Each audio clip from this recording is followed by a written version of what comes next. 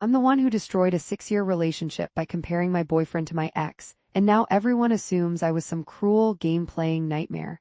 That's not the whole truth.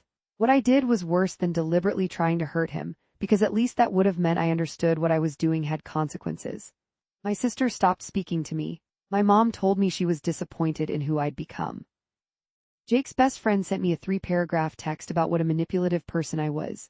But none of them know the full context. They don't know about the spiral I was in, or why those comparisons started spilling out in the first place, or what I was really trying to accomplish.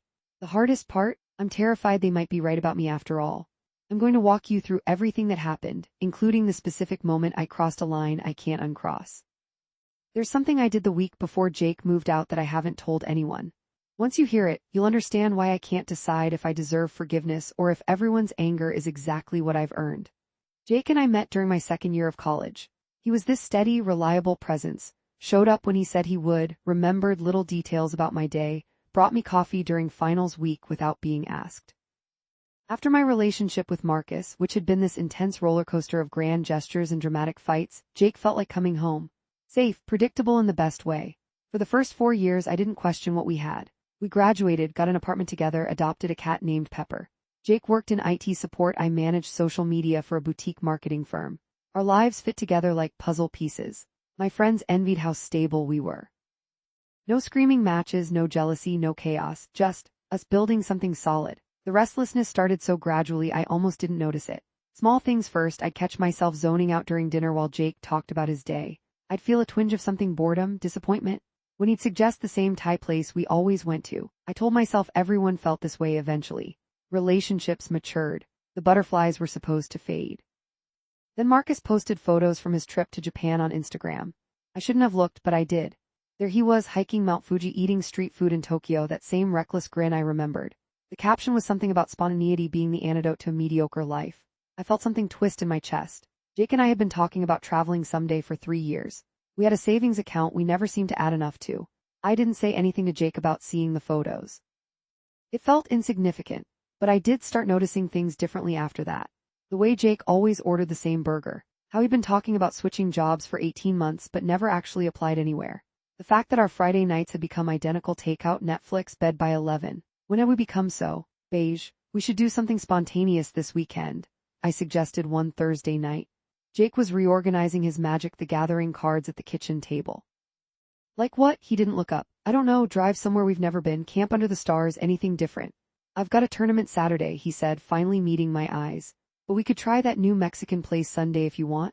I felt the disappointment like a weight in my stomach. Sure, sounds great. That's when I started making comparisons, not out loud, just in my head. Marcus would have dropped everything for an adventure. Marcus never needed 3 days' notice to be exciting. I knew it was unfair. I knew I was romanticizing someone who'd also made me cry more times than I could count. But knowing something intellectually doesn't always stop you from feeling it. The first time I said something out loud, it genuinely slipped out. We were at his parents' house for Sunday dinner and his mom was showing me photos from their cruise. You two should travel more while you're young, she said. We'd love to, I replied.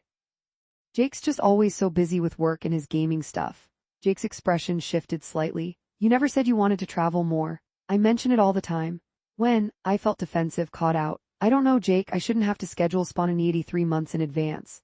His mom got very interested in her mashed potatoes. The rest of dinner was awkward. In the car afterward, Jake asked if everything was okay. Fine, I said. Then because I couldn't seem to stop myself, it's just, Marcus and I used to take weekend trips constantly. We just decide Friday morning and go. The silence that followed felt thick. Marcus, Jake finally said, your ex from 5 years ago. I'm not comparing, I'm just saying some people are more spontaneous than others. Right, his hands tightened on the steering wheel. Wasn't Marcus the guy who forgot your birthday and blew your rent money on concert tickets? He wasn't wrong. But that wasn't the point I was making, and Jake's reasonableness somehow made me more irritated. I spent the rest of the drive looking out the window, wondering when exactly I'd started feeling so trapped. After that, the comparisons became easier, almost like scratching an itch. Jake would do something that annoyed me, leave dishes in the sink, spend 3 hours on a video game, decline an invitation to my coworker's party, and I'd think about how Marcus would have handled it. Then I started saying those thoughts out loud. Marcus always came to work events with me, even when he didn't want to. My ex was really good at thoughtful gifts. I used to date someone who was more adventurous in bed. That last one I said during an argument about our sex life. Jake had been distant for a few days after I'd criticized the way he kissed, and when he tried to initiate, I pulled away. He asked what was wrong, and the words just came out. I watched his face go blank, then carefully neutral. I see, he said quietly. I didn't realize you were keeping a scorecard. I'm just being honest about what I need. By telling me your ex was better at fucking you. I'd never heard him sound like that, hurt and angry in equal measure. I should have apologized right then. Should have said I was being cruel for no good reason. Instead, I doubled down. I'm trying to communicate. Isn't that what you're always saying we should do more of? He left the bedroom, slept on the couch that night. I lay awake feeling vindicated and guilty at the same time, unable to untangle which feeling was winning. Here's what I haven't told anyone: I'd been texting with Marcus for 3 weeks by that point. It started innocently enough. He'd replied to one of my Instagram stories. I'd posted a photo of a sunset with some quote about wanderlust. He messaged, "Still dreaming big, we should catch up." I should have left it on read. But I was feeling restless and underappreciated, and Marcus had always been good at making me feel interesting. We texted about surface-level stuff at first. His job, freelance photographer, of course, my work, places we'd been. Then the conversations got longer, more frequent. He'd message good morning. Send me songs he said reminded him of me. I didn't tell Jake because there was nothing to tell. We weren't doing anything wrong. Just two people who used to date, having friendly conversations, except I'd check my phone constantly, hopping for Marcus's name to light up the screen, and I'd smile at his messages in a way I hadn't smiled at Jake in months. Remember that time we drove to the beach at midnight just because? Marcus texted one night while Jake was in the shower. God, we were so stupid, I replied. Best kind of stupid. You ever do stuff like that anymore? I looked toward the bathroom door, heard the shower running. Not really. Shame, you were always best when you were being reckless. I felt that message like a physical touch. When Jake got into bed 20 minutes later and tried to cuddle, I pretended to be asleep. I didn't want his steady, predictable affection. I wanted to feel reckless again. The comparisons got worse after that. I wasn't even trying to be subtle anymore. We were cooking dinner together, and Jake was following the recipe exactly, measuring everything precisely. You know, I said, Marcus used to just throw ingredients together, more creative. Marcus sounds like a real catch, Jake muttered. Weird that you're here with boring old me instead of him. Don't be like that. Like what? You bring him up constantly, Sarah. What am I supposed to say? I'm just making conversation. No, you're telling me I'm not good enough. There's a difference. It wasn't wrong, but I felt attacked anyway. Maybe if you actually tried to be more exciting once in a while, I wouldn't have to think about when my life wasn't so boring. The hurt on his face was immediate and obvious. He set down the wooden spoon very carefully. Is that really how you feel, that I'm boring? I should have said no. Should have taken it back, explained I was being unfair, admitted something was wrong with me, not him. Instead, I shrugged. I don't know, sometimes. Jake left the apartment. Came back 2 hours later and went straight to bed without speaking to me. I finished making dinner alone, ate it while scrolling through Marcus's Instagram, and felt a confusing mixture of righteousness and self-loathing. My best friend Lauren called the next day. Jake texted me, she said without preamble. He's worried about you, says you've been different lately. I'm fine. Are you cheating on him? What? No. Then what's going on? Because he mentioned you keep talking about your ex, and that's kind of weird, Sarah. I felt defensive immediately. I'm allowed to reference my past. It's not like I'm pinning for Marcus. I'm just pointing out that Jake could put in more effort. Lauren was quiet for a moment. Do you hear yourself? You've been with Jake for 6 years. He's kind, he loves you, he's stable. What exactly is Marcus offering that's so much better? It's not about Marcus. It's about Jake taking me for granted. Has he actually done that, or are you looking for problems that aren't there? I hung up shortly after. She didn't understand. None of them understood what it felt like to wake up one day and realize you'd chosen the safe option, the sensible path, and maybe you'd given up too much of yourself in the process. Marcus and I had been talking about meeting up. Just coffee, nothing serious. He was going to be in town for a gallery showing. Would be good to see your face in person, he'd texted. Assuming your boyfriend wouldn't mind. I hadn't mentioned Jake to him in weeks. In our text conversations, I existed in this separate space where I was just Sarah, not Jake's girlfriend, not someone in a committed relationship, just myself. I liked that version of me better. He wouldn't mind, I lied. We're pretty secure. Good, next Saturday then. There's this coffee place near the gallery, 2 p.m. I agreed before I could talk myself out of it. The day of the meetup, Jake asked if I wanted to do something together. We could hit that farmer's market you like, he offered. Maybe grab lunch after. Can't, I said, not meeting his eyes. Meeting some people from work. It was the first direct lie I'd told him. All the other deceptions had been lies of omission, things I simply hadn't mentioned. But this was active dishonesty, and it felt both terrible and thrilling. On a Saturday, he looked confused. It's a networking thing. Might lead to a promotion. Jake's face brightened. That's great, babe, you should definitely go. We can do the market next week. His genuine support made me feel sick, but not sick enough to tell the truth. Marcus looked good. Tan from constant travel, hair a bit longer, wearing clothes that looked artfully careless in that way that actually requires effort. He hugged me too long and I let him. Coffee turned into walking through the gallery. Walking turned into drinks at a wine bar. Drinks turned into 4 hours of conversation where he reminded me of every exciting thing I'd ever done, every brave choice I'd made before I settled into my comfortable life with Jake. You've always been more than this, Marcus said at one point, gesturing vaguely. Corporate social media, routine dinners, same conversations. You used to want to travel the world, write a novel, do something that mattered. People grow up, I said, but without conviction. Or they give up. Reached across the table, fingers brushing mine. You don't have to though, it's not too late to choose different. I pulled my hand back but slowly. I'm with Jake. Are you? Because you've mentioned him maybe twice in 4 hours. He wasn't wrong. When I was with Marcus, Jake felt like a distant concept, someone from a life that didn't quite fit anymore. I got home at 9 p.m. Jake was on the couch with Pepper watching some documentary. How was the networking thing? He asked. Fine, productive.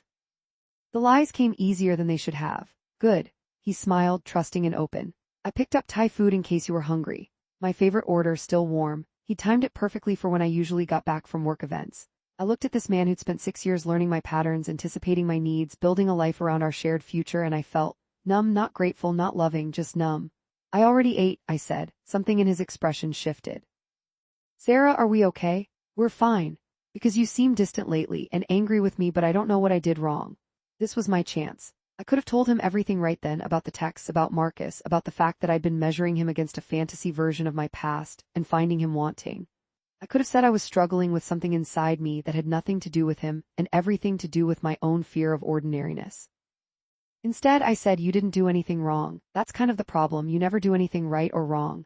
You just exist in this safe, boring middle ground and I'm suffocating. Jake physically recoiled. Where is this coming from? I don't know, maybe from the fact that we've had the same Friday night routine for 3 years, or that you've been at the same job you hate because it's secure, or that the most spontaneous thing you've done this year was try a new burger place. I asked you last month if you wanted to go to Portland for a weekend. You said you were too busy with work. Had he? I tried to remember, maybe. The details felt fuzzy. That's not the point, I said. Then what is the point, Sarah? Just tell me what you want. I want you to be more like, I stopped myself but not fast enough. More like Marcus? His voice went flat. Is that who you were really with today? My heart seized. What? I'm not an idiot. You've been on your phone constantly, smiling at messages you angle away from me. You bring him up all the time, and now you're lying about where you are. He stood up and I'd never seen him look at me with such disappointment. Did you sleep with him? No, God no, we just got coffee. Just coffee that you lied about. Because I knew you'd react like this. Like someone who doesn't want his girlfriend secretly meeting up with her ex. Yeah, crazy reaction.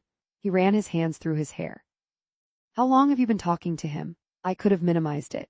Could have said it was recent, casual, meaningless. But I was so tired of measuring my words and part of me wanted to hurt him the way I was hurting, this vague, directionless hurt that I couldn't name or fix. A few weeks, maybe a month. Jesus Christ. He sat back down but on the chair, not the couch near me. A month? You've been talking to your ex for a month and didn't think to mention it. We're just friends, then why lie? Friends don't require secret meetings and deleted messages.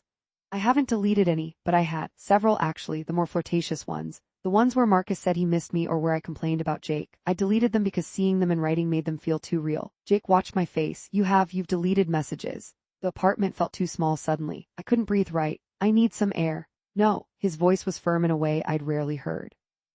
You don't get to drop this bomb and walk away. We're talking about this. Now. So we talked, or rather Jake asked questions and I gave half answers that satisfied neither of us. Yes, I'd been texting Marcus. No, nothing physical happened. Yes, I'd lied about today. No, I didn't know what I wanted. Yes, I'd been comparing them. No, I didn't think Marcus was necessarily better, just different. Yes, I knew that was unfair. No, I wasn't sure I wanted to stop talking to him. That last answer hung in the air between us. You're not sure you want to stop talking to your ex, Jake repeated slowly. Even knowing it's hurting me, even knowing you've been lying to me, you're not sure. It's not that simple. It really is, Sarah. Either you want to be in this relationship or you don't. Either I'm enough for you or I'm not. Which is it? I should have said he was enough. Should have chosen the man who'd been faithful and present and patient for 6 years. But I felt trapped by the question, by the binary choice, by the weight of committing to ordinary when extraordinary felt so close I could taste it.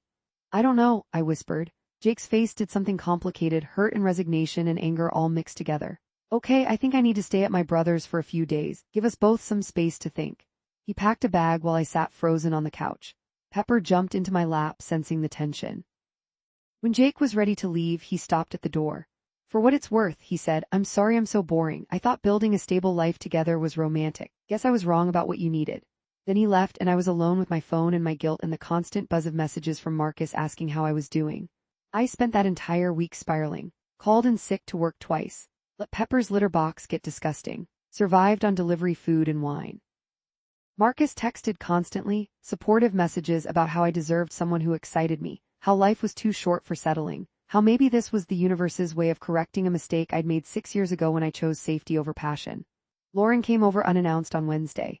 She took one look at me, unwashed hair, same clothes as yesterday, empty wine bottles, and her expression hardened. What the hell are you doing? Jake told you. He told me you've been emotionally cheating with Marcus and that you told him you weren't sure you wanted to stop. Sarah, what the actual fuck? I started crying, which felt both genuine and performative. I don't know what's wrong with me. I love Jake, but I feel like I'm dying of boredom. Is that terrible? Does that make me a terrible person? Feeling bored doesn't make you terrible. But instead of talking to Jake about it, you started an emotional affair and began systematically destroying his self-esteem by comparing him to your ex. That part's pretty terrible. I didn't mean. What did you think would happen, Sarah? Did you think telling him Marcus was better at sex would somehow improve your relationship? That making him feel inadequate would inspire him to change? But like that, it sounded sociopathic. I was just being honest. No, you were being cruel. Honesty would be saying you're struggling with restlessness and asking to go to couples therapy. What you did was use honesty as a weapon. I wanted to argue, but her words landed with the weight of truth. I think I might have feelings for Marcus again. Lauren's expression shifted from angry to sad. Babe, Marcus is a fantasy. You remember the good parts and ignore the fact that he was unreliable, selfish, and made you cry constantly. Your brain is playing tricks on you because Jake is safe and available, and our stupid brains interpret that as boring. But what if Marcus is your soulmate and you're missing your chance? She sat next to me. Then you break up with Jake cleanly, respectfully, without destroying him first. You don't string him along while you test drive the alternative. She was right. I knew she was right, but knowing something and acting on it are different things. Jake came back Saturday morning. I'd showered and cleaned the apartment and rehearsed what I'd say. I'm sorry, I'll cut off Marcus, I want to work on us, please forgive me. But he looked different, tired but resolved. He'd brought more boxes than I expected. I've been doing a lot of thinking, he started before I could launch into my speech. And I don't think we should be together anymore. The bottom dropped out of my stomach. What? No, Jake, I want to fix this. Sarah, you told me I was boring. That your ex was better in bed. That you've been unhappy for months, but instead of talking to me, you talked to him. You lied about seeing him. And when I asked if you wanted to stop talking to him, you said you weren't sure. He wasn't angry anymore, just sad. I can't compete with a fantasy, and I shouldn't have to. You don't have to compete. I choose you. I'm choosing you right now. Are you choosing me because Marcus hasn't actually offered you anything real yet? The accuracy of that hit like a slap. Had Marcus offered to be with me? No, he'd offered philosophy and validation and the idea of excitement, but nothing concrete. Was I only choosing Jake because my backup plan hadn't materialized? My silence was answer enough. I've spent this week thinking about all the times you compared me to him, Jake continued. About how I felt smaller every time. How I started second-guessing everything I did, wondering if Marcus would have done it better. That's not love, Sarah, that's cruelty. I didn't mean to, you did though, maybe not consciously, but you chose those words. You chose to hurt me repeatedly, and when I told you it hurt, you kept doing it. That's intentional, even if you didn't plan it. I had no defense because he was absolutely right. I'd known each comparison landed like a punch and I'd kept throwing them. I'm moving in with Dave for a while, we can figure out the lease later. I'll come by this week for the rest of my stuff when you're at work, I think that'll be easier for both of us. He moved toward the bedroom, then stopped. I really did love you, I wish that had been enough. Jake, please, I hope you figure out what you're looking for, Sarah, I really do, but I can't be the person you settle for while wishing I was someone else. I followed him around the apartment as he packed, crying and apologizing and promising to change, but it felt hollow even to my ears. How could I promise to stop wanting excitement when I didn't know how? How could I swear I wouldn't think about Marcus when he was texting me right then, asking if I was okay? When Jake's car was loaded, he paused at the door. Can I ask you something? Did any part of you want me to be better, or did you want me to fail so you'd have permission to leave? I couldn't answer that. I genuinely didn't know. He nodded like my silence confirmed something. That's what I thought. Goodbye, Sarah. The door closed. I stood there for 20 minutes before checking my phone.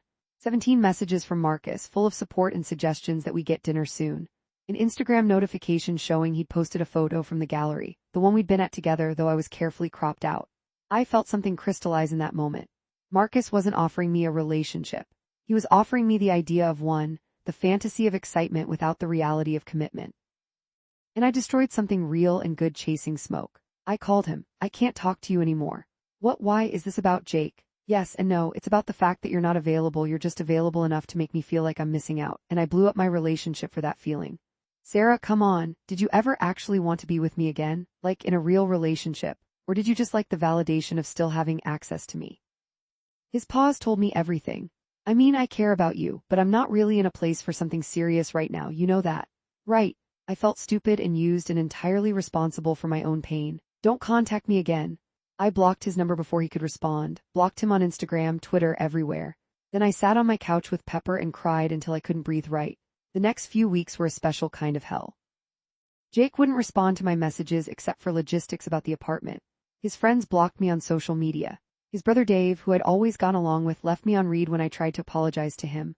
Lauren was still speaking to me but barely. I love you, she said when I met her for coffee. But what you did was genuinely awful. Jake's a mess. You systematically tore him down and then acted surprised when he left. I know I'm a terrible person. Stop it. Stop making this about you being terrible so people will comfort you. What you did was terrible. That's different than being a terrible person, but only if you actually learn from it. My mom was disappointed in a quiet way that hurt worse than yelling. I taught you better than this, was all she said. My sister was more direct. You fucked up a good thing because you got bored, and instead of dealing with your shit, you made it Jake's problem. Grow up. Work became awkward because half the office had met Jake at company events.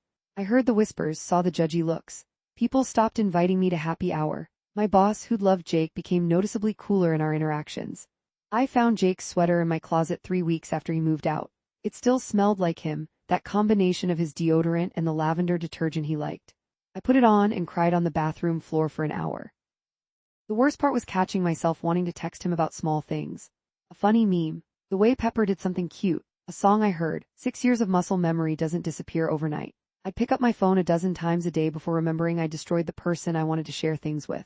I tried to date, downloaded apps, went on a few forgettable coffee dates. But I'd catch myself comparing them to Jake, the way I'd compared Jake to Marcus, and the irony made me sick. One guy was too eager. Another too distant. A third ordered for me at dinner, which Jake never would have done because he knew I hated that. Turned out nobody measured up to the man I'd spent months telling wasn't enough. Lauren forced me into therapy after I showed up at her place at 2 a.m. crying for the third time. You need professional help processing this, and I need sleep, she said, not unkindly. My therapist, Dr. Chen, was annoyingly good at asking questions I didn't want to answer. What were you actually unhappy about in your relationship? She asked during our 4th session. I don't know, the routine, the predictability. But you chose that routine together. You could have suggested changes any time. I did suggest things. Jake always had an excuse. Can you give me a specific example? I thought hard. I wanted to travel more. Did you research trips, propose specific destinations, put aside money for it? I hadn't. I'd mentioned it vaguely and felt resentful when Jake didn't read my mind and plan everything. Not really. What about the bedroom issues you mentioned? Did you communicate what you wanted specifically, or did you just tell him what he was doing wrong? My silence answered that too. Sarah, I'm wondering if what you were actually unhappy about was yourself, your own lack of initiative, your passive role in your own life. And it was easier to blame Jake for being boring than to examine why you weren't taking action to create the excitement you wanted. That hit like a freight train. She was right. I wanted Jake to make me feel alive, to rescue me from my own stagnation. And when he didn't, when he was just a regular person with a regular job living a regular life, I'd punished him for my disappointment in myself. I think I really fucked up, I whispered. That's a start, Dr. Chen said. Now we figure out why so you don't do it again. 4 months after the breakup, I saw Jake at a mutual friend's birthday party. I almost didn't go, but Lauren insisted I couldn't hide forever. He looked good, healthy. He'd grown a beard, was laughing at something his brother said, and the sound of it made my chest physically hurt. Our eyes met across the room. He gave me a small nod, acknowledgement but not invitation. I nodded back and stayed on my side of the party. Later I ran into him in the kitchen while grabbing a drink. The silence stretched awkwardly. How are you? I finally asked. Good, better. He grabbed a beer from the cooler. You? I'm okay, therapy's helping. Good, that's good. He turned to leave, then stopped. Sarah, I don't hate you, I want you to know that. I'm not angry anymore. I hate me enough for both of us. Don't do that, just be better for the next person. There won't be a next person for a while. I have a lot of work to do first. I meant it. Jake, I'm so sorry for all of it. You deserved so much better than how I treated you.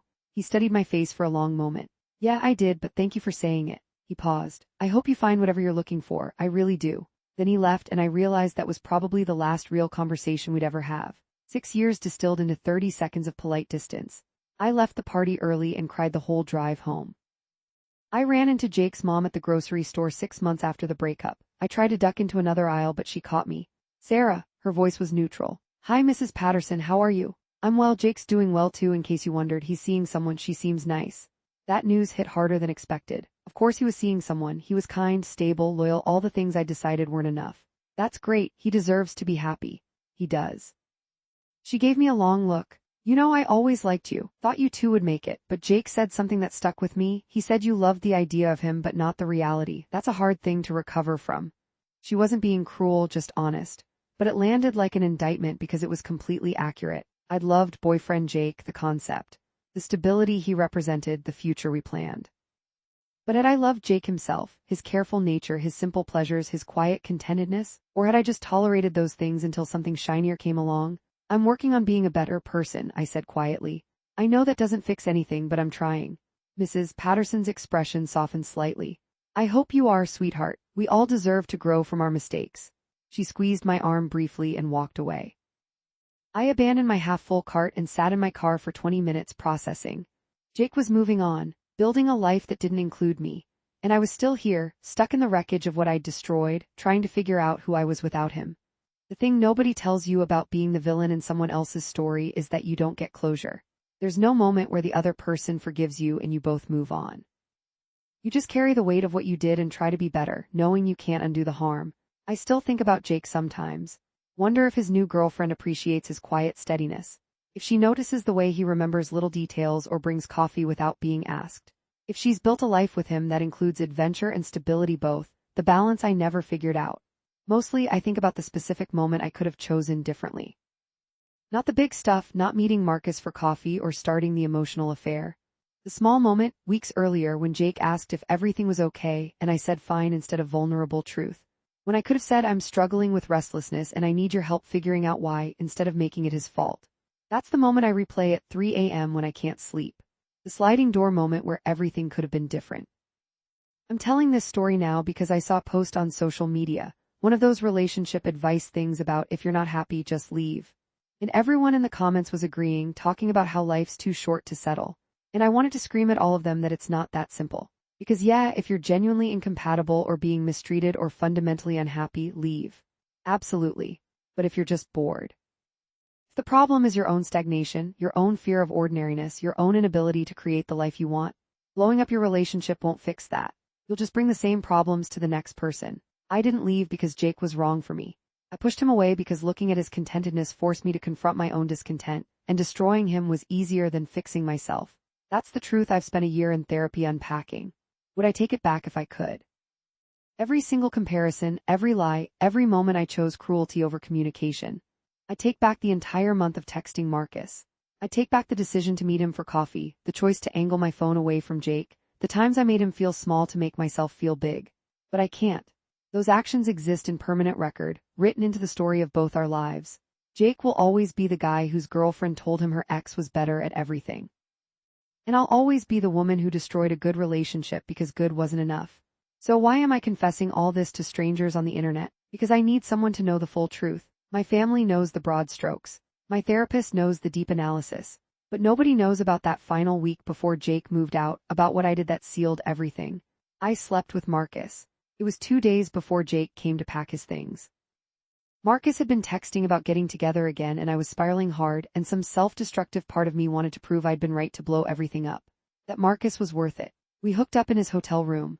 It was fine, good even, but not transcendent, not worth what I'd given up. And afterward, when he made it clear this was a one-time thing because he wasn't ready for commitment, I felt so stupid I wanted to disappear. I never told Jake. Let him think it was just emotional cheating, just the texting and the coffee date. Because knowing I'd physically betrayed him too would have hurt him in a way he didn't deserve. At least that's what I told myself. Really, I was protecting my own image, keeping the narrative at emotional affair instead of full cheating because it sounded marginally less terrible. But it was cheating, complete betrayal. And I let Jake leave thinking he wasn't enough when the truth was I was too broken to appreciate what I had. That's the secret I've been carrying. The thing that makes me irredeemable instead of just flawed. The reason I can't fully forgive myself even as I'm trying to grow into someone better. I don't know what I want from telling you all this. Judgment, probably. Confirmation that I'm as awful as I suspect. Maybe just the relief of full honesty after a year of partial truths. What I did to Jake was unforgivable. The comparisons, the emotional affair, the lying, and yes, the physical cheating I never admitted to, all of it. And if you think I'm a terrible person for it, you're probably right. But I'm trying to be better. Not for redemption, I don't think I deserve that. Just because the alternative is staying this person forever, and I can't live with that. Dr. Chen says growth is possible even for people who have done really shitty things. I'm choosing to believe her because the alternative is too dark. If Jake's new girlfriend ever reads this and somehow connects the dots, I hope she knows how lucky she is. I hope she appreciates all the things I took for granted. And I hope Jake never tells her about me because he deserves a fresh start with someone who sees his worth from day one. As for me, I'm still here. Still single, still in therapy, still figuring out how to build a life I don't want to escape from.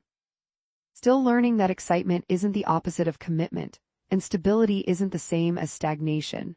Still living with the consequences of every cruel comparison, every lie, every moment I chose fantasy over reality. And still wondering, in my weakest moments, if I'll ever stop being the person who told the man who loved her that her ex was better at everything.